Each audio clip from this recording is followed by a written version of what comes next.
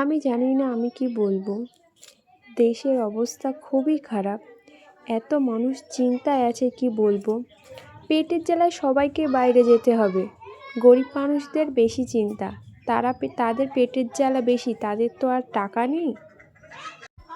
মানুষ যে যেমন পাচ্ছে তার উপর অত্যাচার করছে, যাকে পাচ্ছে তার উপর অত্যাচার করছে। অত্যাচারের ফল একদিন না একদিন তো কেউ না কেউ তো পাবে। হিসাব সবারই হবে। আজ আমার আগে কাল তোমার পরে।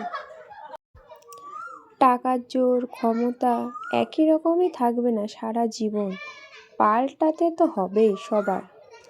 টাকা সারা জীবন কারো কাছে থাকে না, আর কোনো দিনই ছিল না। আমাদের একটা কাজ করতে হবে, আল্লাহর উপরে ভরসা রাখতে হবে, ইমানকে শক্ত করতে হবে। এছাড়া আমাদের কোনো উপায় নেই। আল্লাহ সঠিক বিচার করেছে, সারা জীবন সঠিক বিচার করবে। একটু ধৈর্য ধরে থাকতে হবে, আল্লাহর উপরে ভরসা রাখতে হবে আমাদের।